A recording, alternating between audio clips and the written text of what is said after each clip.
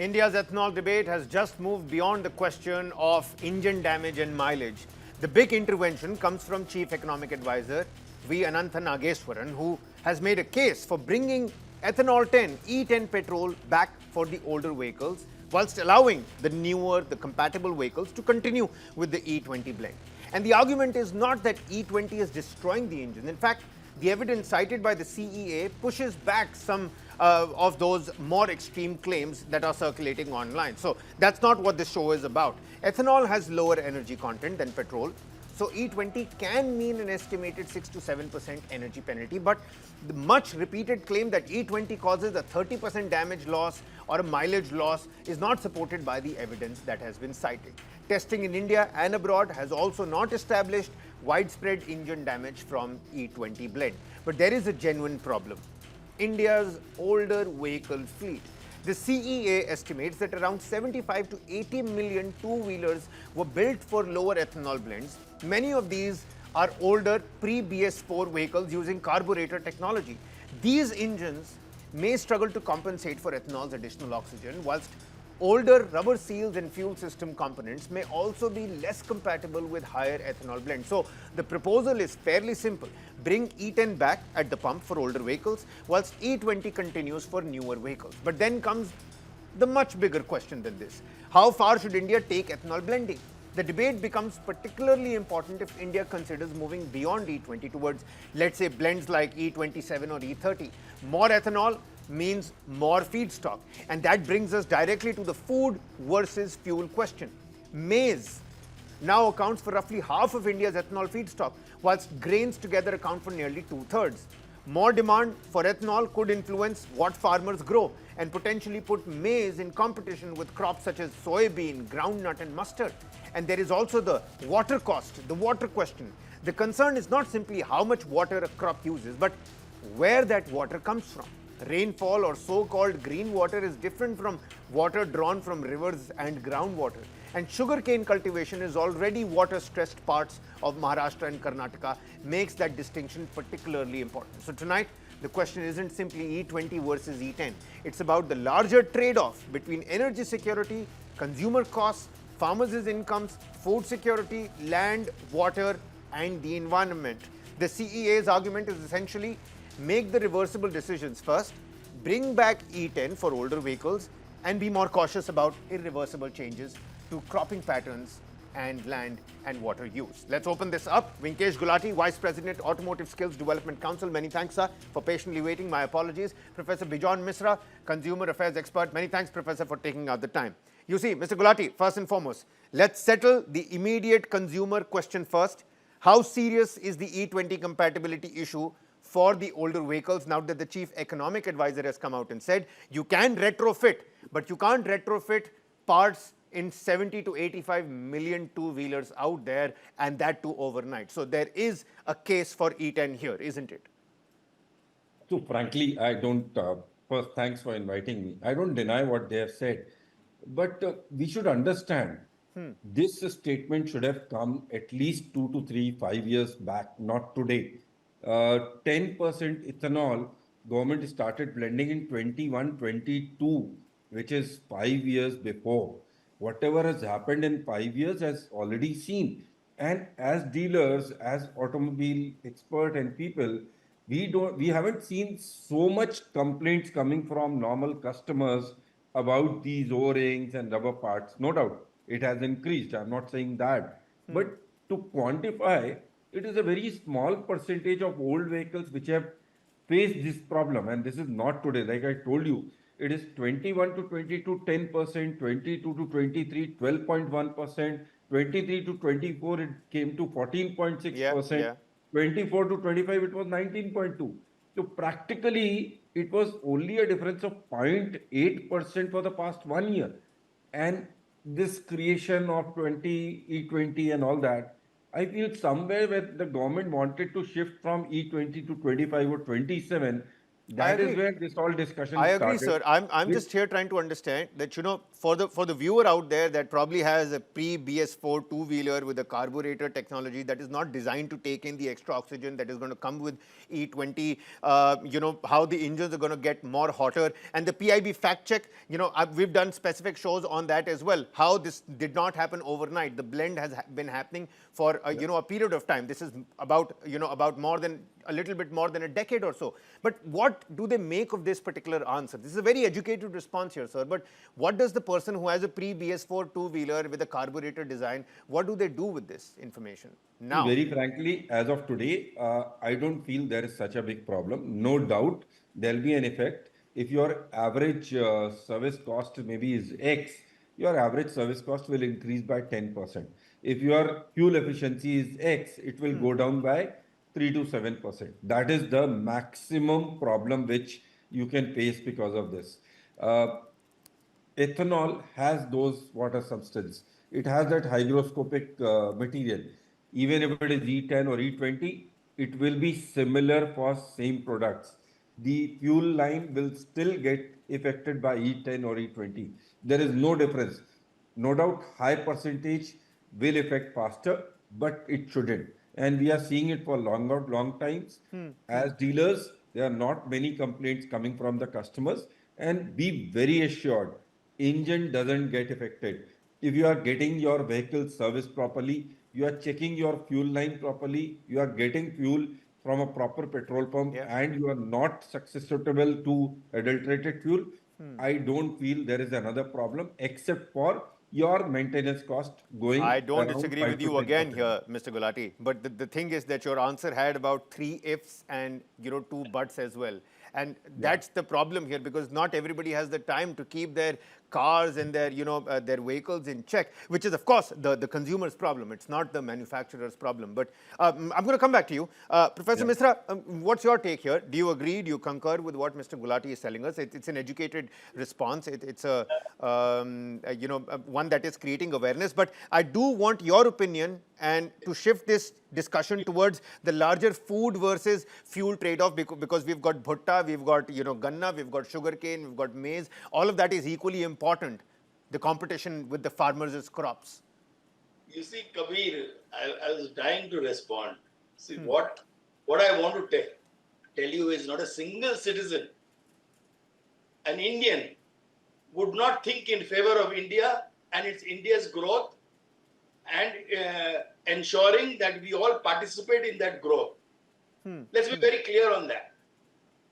But the Yeah. service provider has to give a guarantee. You can't keep changing your standard without even the knowledge of the consumer. The consumer doesn't even come to know what kind of a fuel is getting into the tank. Why don't you make the system transparent? I want to know what is the quality of that fuel which is getting into my tank. I want to know that. Is it as per standard? Nobody tells me that as a consumer. I pay full. I pay whatever the government is demanding or whatever the service provider is demanding or whatever is that market price so-called is being burdened on us. You see, what I want to say in brief, Kabir, is there has to be a lot of transparency, accountability, trust, which has to be built in. Give a guarantee. All what my panel members said, please give it in writing and give a guarantee to the citizens that it will not be more than this, less than this, more than that. It will be like this, like that. Give it in writing, please. I don't want to get into a litigation. Tomorrow, I don't want to get into a litigation because out of my hard-earned money, I bought that vehicle and I'm using it and it has been servicing me. And then suddenly you think of the country and you start changing the standard. That's fine. Yeah.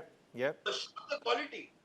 At the user end, you assure the quality. Are the petrol pumps or the gas stations giving that standard of fuel which we deserve to get out of the money which we are paying? And if something goes wrong, is there a guarantee given to us as a consumer? So that I don't go into litigation. I don't go into any kind of a dispute. I don't want to get into a dispute. I heard my panel member saying we are getting few complaints. Please quantify it. I need a data. to believe. Don't Okay, say fuel. okay. We hear you, Professor Mishra. I'm going to take that same question to Mr. Gulati here as well. And Mr. Gulati, you see, there is a lack of transparency. You yourself began the opening submission by saying that, you know, these questions should have happened or these statements should have come 5 years, you know, back in time. But given what we're dealing with right now, E20 and the nationwide rollout is happening as we speak. If more maize and other grains are diverted towards ethanol, what will that mean for food prices? What will then that mean for cooking oil? How will that ultimately impact the consumer? You look at all the ethanol blending processes, they say the CEA has raised the issue of water, particularly the blue water that is drawn from the groundwater, the rivers and the canals. There is a water cost, there is a food cost versus this energy cost. So in the garb of offsetting our energy security and the costs that come with it, I think we're creating more problems for us in the future. I don't deny that. See, very frankly, whenever such transitions happen, such issues do crop up. And if you remember, originally we had talked about how sugarcane can be used for biofuel, Yeah. and then rice husk and all those things can be used. As the demand has increased, now the farmers are finding better price in ethanol or methanol, and that is why they are shifting all their, like you said, maize and rice and this, which may not be the right approach. I feel the sugarcane or the husk or the even what the waste material we were originally planning to use as biofuel should have been, but seeing the current demand, there has been some changes, and I agree to you. Fuel versus food is not the right discussion. Food always has to be the priority for India. Absolutely. No doubt, we as India have to grow, and ethanol blending saves us from a lot of things, not even fuel import, but also from the environment and the NOx levels going down. So it is no doubt as a progressive step, but a progressive step which doesn't, which creates another problem. Being an agricultural country, if we can support balance, be a good balance, it will be better for this. Okay, okay. Professor Mishra, I'm going to give you the final say on the show over here because I do agree with some of the points that you're making. But now that we're here, it seems like the government is not going to take it back. The chief economic advisor talking about E10, which is going to give way to more confusion at the petrol pumps. And then we have the food security angle to all of this. But the prime question that still goes unanswered is that if there are millions of older vehicles still plying on the road, who should bear the cost of retrofitting them now? Naturally, I would expect as a consumer, the service provider who is making profit should be able to balance that. The whoever is making profit needs to ensure that they pay out of that profit to take care of the consumer at the end of the day. There should be a fund created out of the fuel which is being, marketed. That you take so much of cess, this tax, that tax from the consumer. Now, why don't you take a tax to ensure that the consumer is protected from litigation, from any kind of a hazard which happens or any kind of a catastrophe which takes place, due to the fuel. So there has to be some kind of a guarantee. And as I am saying this, I'm talking because we have good laws in our country which protects the consumer. But I don't want to go for litigation, for heaven's sake. We have an authority called Central Consumer Protection Authority, which is supposed to go on my behalf to litigate, but they never go and litigate. They leave it to the consumer to go and litigate. That's not fair. That is not fair. I mean, the litigation should be done by the government against the service providers. If they have failed to give that standard, or if they have failed to give that assurance or guarantee which they have been told to give. Yeah. Simple. I'm not talking rocket science. I'm talking simple mechanisms which protects the consumer, and this is being done globally. Yeah. I absolutely understand where you're coming from here. So, we started out with the mileage and engine damage debate. There is still no clarity on that, at least not, crystal clarity. But now we've moved beyond that. It started with mileage and engine concerns, but the bigger question is now what is going to come next? People are already talking about E27, E30, E10 versus E20. We don't even have a clear winner on that particular front. Fuel versus food, energy security or agricultural security.